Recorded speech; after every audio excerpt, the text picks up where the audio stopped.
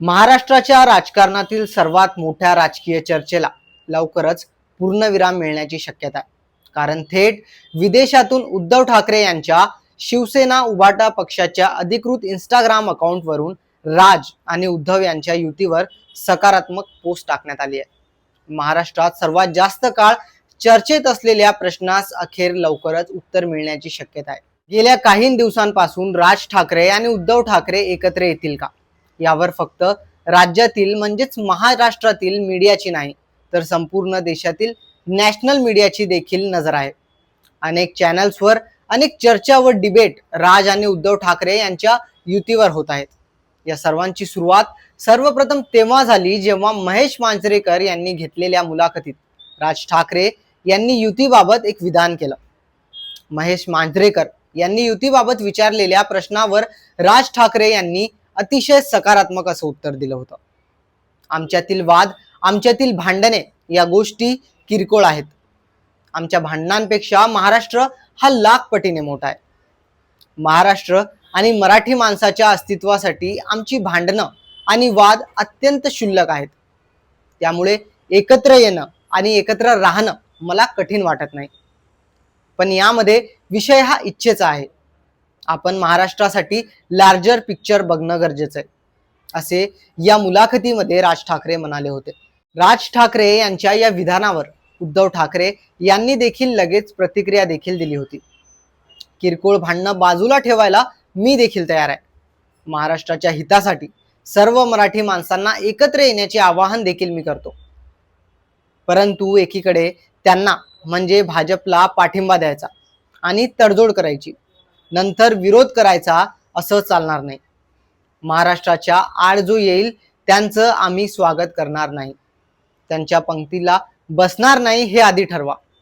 माझ्याबरोबर हिंदुत्वाचे हित होणार की भाजप बरोबर हे मराठी माणसाने ठरवलं पाहिजे. चोरांसोबत गाठी भेटी घ्यायच्या नाही, कळत नकळत त्यांचा प्रचार करायचा नाही. ही पहिली शपथ छत्रपती शिवरायांसमोर घ्यायची, मग टाळी दिल्याची हाळी घ्यायची, असे उद्धव ठाकरे म्हणाले होते.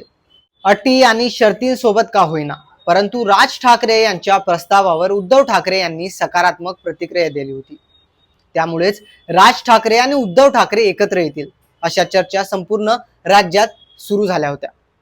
उभाटाचे नेते संजय राऊत यांनी देखील राज ठाकरे यांच्या प्रस्तावावर सकारात्मक प्रतिक्रिया दिली होती.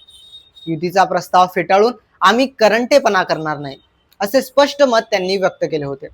राज ठाकरे आणि उद्धव ठाकरे यांच्या युतीवर वेगवेगळ्या नेत्यांनी वेगवेगळ्या प्रतिक्रिया दिल्या आहेत.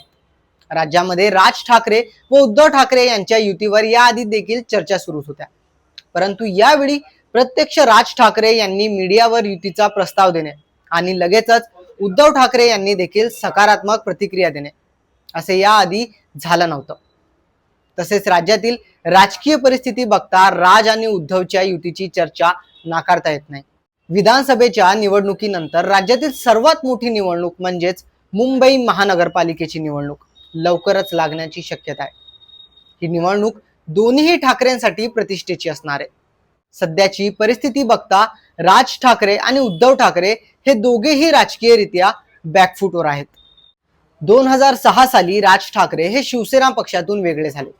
शिवसेना पक्षातून बाहेर पडल्यानंतर त्यांनी इतर कुठल्याही पक्षात जाण्याचा निर्णय न घेता आपलाच स्वतंत्र पक्ष म्हणजेच महाराष्ट्र नवनिर्माण सेना हा पक्ष स्थापन केला. सुरुवातीच्या काळात मनसे म्हणजेच महाराष्ट्र नवनिर्माण सेनेला यश देखील मिळालं. मनसेने मराठी माणसाचा मुद्दा हाती घेत 2009च्या विधानसभा निवडणुकीत 13 जागा जिंकल्या होत्या. परंतु त्यानंतरच्या निवडणुकीत मनसेला हवं तसं यश प्रतिपादन करता आलं नाही. मनसेच्या 2014 मध्ये 2 जागा आल्या, 2019 मध्ये 1 जागा. नुकत्याच झालेल्या 2024च्या विधानसभा निवडणुकीत मनसेला एकही जागा जिंकता आली नाही. राज ठाकरे यांच्याकडे उत्तम प्रभावी भाषण शैली आहे. त्यांनी घेतलेल्या सभेला ऐतिहासिक गर्दी देखील पाहायला मिळते. तरुणांमध्ये आजही राज ठाकरे यांच्याबद्दल सकारात्मक अशी इमेज तयार झालेली आहे. मीडियामध्ये देखील राज ठाकरे यांना भरपूर TRP मिळतो, परंतु त्याचं रूपांतर मतदानात होताना काही आपल्याला दिसत नाही. त्यामुळे विधानसभा व महानगरपालिकेमध्ये मनसेला निवडणुकीत हवं तसं यश मिळालं नाही.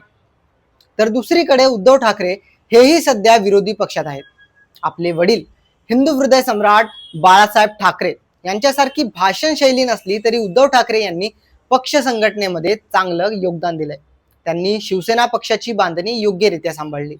आपल्या नेतृत्वात त्यांनी शिवसेना वाढवली देखील. 2019च्या निवडणुकीत त्यांना विधानसभेत यश मिळालं व त्यांनी काँग्रेस व राष्ट्रवादी सोबत मिळून सरकार स्थापन केलं. परंतु आता एकनाथ शिंदे यांच्या बंडामुळे शिवसेना पक्ष व शिवसेनेचं धनुष्यबाण चिन्ह हे उद्धव ठाकरे यांच्याकडून निसटलं गेलंय. तसेच 2024च्या विधानसभा निवडणुकीत दारुण पराभवाचा सामना देखील उद्धव ठाकरे यांना करावा लागलाय. त्यामुळे उद्धव ठाकरे देखील सध्या बॅकफूटवर आहेत असे म्हटले तर वावगे ठरणार नाही. अशा परिस्थितीत येणाऱ्या महानगरपालिका निवडणुका दोन्ही ठाकरे भावांसाठी महत्वाच्या आहेत. त्यामुळे दोघेही भाऊ आपला राजकीय भविष्य लक्षात घेत एकत्र येतील का अशा चर्चा खोडून काढणे योग्य ठरणार नाही.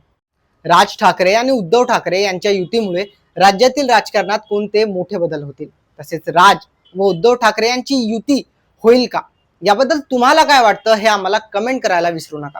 आणि व्हिडिओ आवडला असेल तर लाईक, शेअर आणि सबस्क्राईब करा.